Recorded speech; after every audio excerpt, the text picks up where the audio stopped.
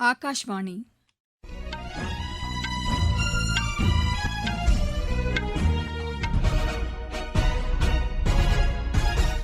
செய்திகள் வாசிப்பவர் லட்சுமி ராகவன். தலைப்புச் செய்திகள்: எதிர்க்கட்சிகளின் தொடர் அமளி காரணமாக நாடாளுமன்றத்தின் இரு அவைகளும் இன்று பிற்பகல் 2 மணி வரை ஒத்திவைக்கப்பட்டுள்ளது. காவிரி விவகார போராட்டத்தில் மாநில அரசின் மீது அவதூறாக பேசியதாக கூறி தமிழக எதிர்க்கட்சித் தலைவர் திரு உதயநிதி ஸ்டாலின் இன்று காலை சென்னையில் கைது செய்யப்பட்டார். பெட்ரோல், டீசல், விமான எரிபொருள் ஏற்றுமதி மீதான சிறப்பு கூடுதல் கலால் வரியை மத்திய அரசு மாற்றி அமைத்துள்ளது. எத்தியோப்பியாவில் பெய்து வரும் கனமழை காரணமாக ஏற்பட்ட நிலச்சரிவில் 14 பேர் உயிரிழந்துள்ளனர். அசாம், மேகாலயா, சிக்கிம் மாநிலங்களின் ஓரிரு இடங்களில் இன்று அதி கனமழைக்கு வாய்ப்பிருப்பதாக வானிலை ஆய்வு மையம் தெரிவித்துள்ளது. இனி விரிவான செய்திகள். எதிர்க்கட்சிகளின் தொடர் அமளி காரணமாக நாடாளுமன்றத்தின் இரு அவைகளும் இன்று பிற்பகல் 2 மணி வரை ஒத்திவைக்கப்பட்டுள்ளது. மக்களவை இன்று காலை கூடியதும் கேள்வி நேரத்தில் எதிர்க்கட்சி உறுப்பினர்கள் நீட் விவகாரத்தில் மாணவர்கள் மீதான காவல்துறையின் நடவடிக்கை குறித்து உள்துறை அமைச்சர் திரு அமித் ஷா அறிக்கை வெளியிட வேண்டும் என்று கோரிக்கை விடுத்தனர். கேள்வி நேரத்தின்போது அவையில் இதுபோன்று இடையூறு ஏற்படுத்துவது முறையானது அல்ல என்று கூறிய மக்களவைத் தலைவர் திரு ஓம் பிர்லா உறுப்பினர்கள் அவையின் மாண்பை காக்க வேண்டும் என்று கேட்டுக் கொண்டார். இருப்பினும் எதிர்க்கட்சி உறுப்பினர்கள் தொடர்ந்து அமளியில் ஈடுபட்டதை அடுத்து அவை பிற்பகல் 2 மணி வரை ஒத்திவைக்கப்படுவதாக மக்களவைத் தலைவர் அறிவித்தார். மாநிலங்களவையிலும் இதே கோரிக்கையை வலியுறுத்தி எதிர்க்கட்சிகள் அமளியில் ஈடுபட்டதை அடுத்து அவை முதலில் நண்பகல் 12 மணி வரையிலும் பின்னர் பிற்பகல் 2 மணி வரையிலும் ஒத்திவைக்கப்பட்டது. டிஜிட்டல் வங்கி நடைமுறைகளை முறைப்படுத்துவதற்கான மசோதாவை மத்திய நிதியமைச்சர் திருமதி நிர்மலா சீதாராமன் இன்று மக்களவையில் தாக்கல் செய்கிறார். வங்கி ஆவணங்கள் மற்றும் டிஜிட்டல் வங்கி நடைமுறைகள் தொடர்பான சட்ட விதிகளை வகுக்க இந்த மசோதா வகை செய்கிறது. இவை தவிர வரி மற்றும் இதர சட்டத்திருத்த மசோதாக்களும் இன்று விவாதத்திற்கு எடுத்துக் கொள்ளப்பட இருப்பதாக எமது செய்தியாளர் தெரிவிக்கிறார். மாநிலங்களவையில் பிறப்பு இறப்பு பதிவு தொடர்பான திருத்த மசோதா விவாதத்திற்கு எடுத்துக் கொள்ளப்பட உள்ளது.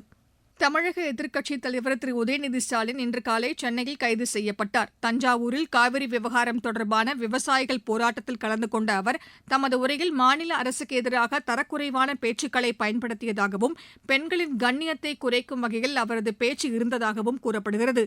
தஞ்சாவூரில் பெண் ஒருவர் கொடுத்த புகாரின் அடிப்படையில் காவல்துறையினர் 9 பிரிவுகளின் கீழ் திரு உதயநிதியின் மீது வழக்கு பதிவு செய்துள்ளனர். 2 குற்ற வழக்குகள் பெண்கள் மீதான வன்முறை தடுப்பு, பெண்களின் கண்ணியத்தை குறைத்தல், வேண்டுமென்றே அமைதியை குலைக்கும் செயல்களில் ஈடுபட்டது, கலவரத்தை தூண்டுதல், பிரிவினைவாதத்தை ஊக்கப்படுத்துவது, ஒருவரை ஆபாசமாக சித்தரிக்கும் வகையில் பேசுவது உள்ளிட்ட வெவ்வேறு பிரிவுகளின் கீழ் வழக்குகள் பதிவு செய்யப்பட்டுள்ளது. சென்னை நீலாங்கரையில் உள்ள திரு உதயநிதி இல்லத்தில் வைத்து அவர் கைது செய்யப்பட்டு விசாரணைக்காக தஞ்சாவூர் கிழக்கு காவல் நிலையத்திற்கு கொண்டு செல்லப்படுகிறார். பின்னர் அவர் தஞ்சாவூர் நடுவர் நீதிமன்றத்தில் ஆஜர்படுத்தப்பட இருப்பதாக எமது செய்தியாளர் தெரிவிக்கிறார்.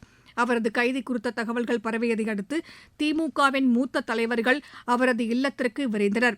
அவரது இல்லத்திற்கு வெளியேயும் திமுகவினர் ஆர்ப்பாட்டத்தில் ஈடுபட்டதை அடுத்து அவர்கள் அனைவரும் கைது செய்யப்பட்டனர். மாநில அரசின் செயல்பாடு அடக்குமுறையை நினைவுபடுத்துவதாக காவல்துறையின் வாகனத்தில் சென்ற திரு உதயநிதி குற்றம் சாட்டினார். இந்த கைது நடவடிக்கையை கண்டித்து நாடாளுமன்ற வளாகத்தில் திமுக உறுப்பினர்கள் கண்டன ஆர்ப்பாட்டத்தில் ஈடுபட்டனர். பழைய நாணயங்களின் கண்காட்சியில் பங்கேற்று அவற்றை வாங்குவதற்காக பிரதமரால் அங்கீகரிக்கப்பட்ட நபர் ஒருவர் நியமிக்கப்பட்டுள்ளதாக ஊடகங்களில் வெளியான செய்திகள் தவறானவை என்று மத்திய அரசு கூறியுள்ளது. இது தொடர்பாக மத்திய பத்திரிகை தகவல் அலுவலகம் வெளியிட்டுள்ள செய்திக்குறிப்பில் ஊடகங்களில் வெளியாகும் வீடியோ பதிவு போலியானது என்று தெளிவுபடுத்தியுள்ளது. இதுபோன்று எந்தவொரு நபரையும் பிரதமர் அங்கீகரிக்கவில்லை என்றும் தவறான செய்திகளை மக்கள் நம்ப வேண்டாம் என்றும் அந்த செய்திக்குறிப்பு மேலும் கூறுகிறது.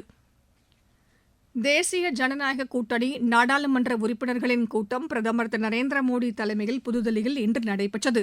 இந்த கூட்டத்தில் உள்துறை அமைச்சர் திரு அமித் ஷா, பாதுகாப்புத்துறை அமைச்சர் திரு ராஜ்நாத் சிங், வெளியுறவுத்துறை அமைச்சர் டாக்டர் ஜெய்சங்கர் உள்ளிட்ட பலர் பங்கேற்றனர்.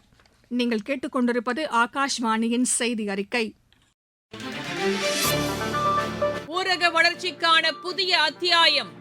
வளர்ச்சியடைந்த இந்தியாவிற்கான ஊரக வேலைவாய்ப்பு உறுதி மற்றும் வாழ்வாதார சட்டம் செயல்பாட்டிற்கு வந்துள்ளது. இந்த சட்டம் வருடத்திற்கு 125 நாட்கள் வேலையை உறுதி செய்கிறது. இதில் வாரந்தோறும் ஊதியம் வழங்கப்படுவது கட்டாயமாக்கப்பட்டுள்ளது. நாள்தோறும் குறைந்தபட்சம் 300 ரூபாய் ஊதியத்தை இந்த சட்டம் உறுதி செய்கிறது. பணி முடிந்த 15 நாட்களுக்குள் ஊதியம் வழங்குவதை உறுதி செய்வதற்கான அம்சங்களும் இதில் இடம்பெற்றுள்ளன. ஊதியம் காலதாமதமாக வழங்கப்பட்டால் அதற்கான இழப்பீட்டுத் தொகைக்கும் இதில் வகை செய்யப்பட்டுள்ளது. வளர்ச்சியடைந்த இந்தியாவிற்கான பயணத்தில் மோடி அரசு தொடரும் சீர்திருத்த நடவடிக்கைகள்.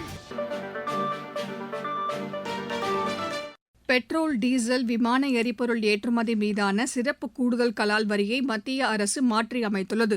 இது தொடர்பாக மத்திய நிதியமைச்சகம் வெளியிட்டுள்ள அறிக்கையில், டீசல் மீதான ஏற்றுமதி வரி லிட்டர் ஒன்றுக்கு ₹25.50 விமான எரிபொருள் மீதான ஏற்றுமதி வரி லிட்டர் ஒன்றுக்கு ₹22 அதிகரிக்கப்பட்டுள்ளதாக தெரிவிக்கப்பட்டுள்ளது. இதனிடையே பெட்ரோல் ஏற்றுமதி தீர்வை லிட்டர் ஒன்றுக்கு ₹3.50 அதிகரிக்கப்பட்டுள்ளது. இந்த மாற்றியமைக்கப்பட்ட புதிய வரி விகிதங்கள் இன்று முதல் அடுத்த 15 நாட்களுக்கு அமலில் இருக்கும் என்று தெரிவிக்கப்பட்டுள்ளது. எனினும் உள்நாட்டு பயன்பாட்டிற்கான பெட்ரோல், டீசல் மீதான கலால் வரியில் எவ்வித மாற்றமும் இல்லை என்று அந்த அறிக்கையில் மேலும் தெரிவிக்கப்பட்டுள்ளது. நீட் விவகாரம் தொடர்பாக அண்மையில் நடைபெற்ற ஆர்ப்பாட்டத்தில் ஈடுபட்ட மாணவர்கள் மீதான முதல் தகவல் அறிக்கையை தில்லி உட்பட பல்வேறு மாநில அரசுகள் திரும்பப் பெறவோ அல்லது ரத்து செய்யவோ எவ்வித தடையும் இல்லை என்று உச்சநீதிமன்றம் தெளிவுபடுத்தியுள்ளது. இந்த விவகாரம் தொடர்பான வழக்கில் மத்திய அரசு சார்பில் ஆஜரான தலைமை வழக்கறிஞர் திரு துஷார் மேத்தா, மாணவர்களுக்கு எதிரான வழக்குகளை திரும்பப் பெறுவதாக அரசு உறுதியளித்திருக்கும் நிலையில் அதனை செயல்படுத்துவதில் சில சட்டப்பூர்வ சிக்கல்கள் இருப்பதாக குறிப்பிட்டார். இதற்கு பதிலளித்த உச்சநீதிமன்ற தலைமை நீதிபதி திரு சூரியகாந்த், ஆர்ப்பாட்டத்தை கட்டுப்படுத்துவது தொடர்பான வழிகாட்டு நெறிமுறைகளை நீதிமன்றம் வகுக்கும் என்றும் கூறினார். இந்த விவகாரம் தொடர்பாக சிறப்பு விசாரணை குழுவை அமைப்பது அல்லது ஓய்வு பெற்ற நீதிபதிகள் தலைமையிலான குழுவை அமைப்பது குறித்து நீதிமன்றம் பரிசீலித்து வருவதாக தெரிவித்தார். இவ்வழக்கின் அடுத்த கட்ட விசாரணையை வரும் 18ஆம் தேதிக்கு உச்சநீதிமன்றம் ஒத்திவைத்துள்ளது. எத்தியோப்பியாவில் பெய்து வரும் கனமழை காரணமாக ஏற்பட்ட நிலச்சரிவில் 14 பேர் உயிரிழந்துள்ளனர், 7 பேர் காயமடைந்துள்ளனர். அந்நாட்டின் அம்ஹாரா பகுதியில் உள்ள தேவாலயம் ஒன்றில் நூற்றுக்கணக்கான மக்கள் வழிபாட்டில் ஈடுபட்டிருந்தபோது அந்த தேவாலயத்தை ஒட்டியிருந்த மலைப்பகுதியில் நிலச்சரிவு ஏற்பட்டதாக அந்நாட்டு அரசு கூறியுள்ளது. பாதிக்கப்பட்ட இடத்திற்கு நிபுணர் குழு அனுப்பி வைக்கப்பட்டுள்ளதாகவும் மீட்பு நடவடிக்கைகள் விரைவுபடுத்தப்பட்டுள்ளதாகவும் அந்த செய்திகள் மேலும் தெரிவிக்கின்றன. காயமடைந்தவர்கள் சிகிச்சைக்காக அருகில் உள்ள மருத்துவமனையில் அனுமதிக்கப்பட்டுள்ளனர். பிரதமரின் அமைப்புசாரா தொழிலாளர்களுக்கான ஓய்வூதிய திட்டம் நாடு முழுவதும் உள்ள அமைப்புசாரா தொழிலாளர்களுக்கு பங்களிப்பு அடிப்படையில் ஓய்வூதியம் வழங்குவதற்கு வகை செய்கிறது. தமிழகத்தின் நாகை மாவட்டத்தைச் சேர்ந்த துப்புரவு பணியாளர்கள், கைவினை கலைஞர்கள், சாலையோர வியாபாரிகள் உள்ளிட்ட பல்வேறு துறைகளில் பணிபுரியும் தொழிலாளர்கள் இந்த திட்டத்தின் மூலம் பயனடைந்து வருவதாக எமது செய்தியாளர் தெரிவிக்கிறார். பிரதான் மந்திரி ஷாராம் யோகி மான்தன் என்ற திட்டம் 18 முதல் 40 வயது வரையிலான அமைப்பு சாரா தொழிலாளர்களுக்கான இந்திய அரசின் பங்களிப்பு அடிப்படையிலான ஓய்வூதிய திட்டமாகும். இத்திட்டத்தில் தகுதியுடைய பயனாளிகள் மாதந்தோறும் நிர்ணயிக்கப்பட்ட தொகையை முறையாக செலுத்தி வந்தால் இந்திய அரசும் அதே அளவு இணை பங்களிப்பை வழங்கும். இதன் மூலம் 60 வயதை அடைந்த பின்னர் மாதந்தோறும் ₹3000 உறுதியான ஓய்வூதியம் பெறும் வசதி வழங்கப்படுகிறது. தகுதியுடைய அனைத்து தொழிலாளர்களும் தங்களது ஆதார் அட்டை, சேமிப்பு வங்கி கணக்கு புத்தகம் மற்றும் கைபேசி எண்ணுடன் அருகிலுள்ள பொது சேவை மையத்தினை அணுகி இத்திட்டத்தில் பதிவு செய்து பயன்பெறுமாறு கேட்டுக் கொள்ளப்படுகிறார்கள்.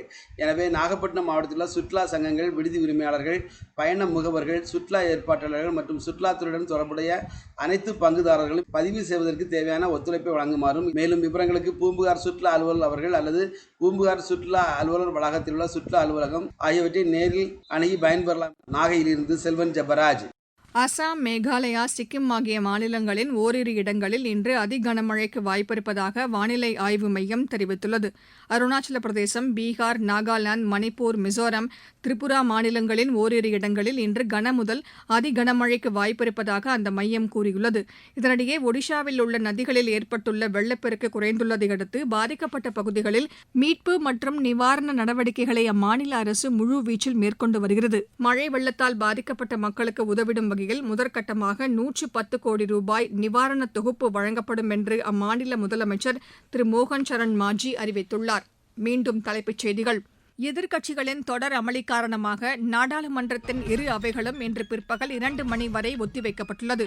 காவிரி விவகார போராட்டத்தில் மாநில அரசின் மீது அவதூறாக பேசியதாக கூறி தமிழக எதிர்க்கட்சித் தலைவர் திரு உதயநிதி ஸ்டாலின் இன்று காலை சென்னையில் கைது செய்யப்பட்டார். பெட்ரோல், டீசல், விமான எரிபொருள் ஏற்றுமதி மீதான சிறப்பு கூடுதல் கலால் வரியை மத்திய அரசு மாற்றி அமைத்துள்ளது. எத்தியோப்பியாவில் பெய்து வரும் கனமழை காரணமாக ஏற்பட்ட நிலச்சரிவில் 14 பேர் உயிரிழந்துள்ளனர். அசாம், மேகாலயா, சிக்கிம் மாநிலங்களின் ஓரிரு இடங்களில் இன்று அதி கனமழைக்கு வாய்ப்பிருப்பதாக வானிலை ஆய்வு மையம் தெரிவித்துள்ளது. இத்துடன் இந்த செய்தி அறிக்கை நிறைவு பெற்றது.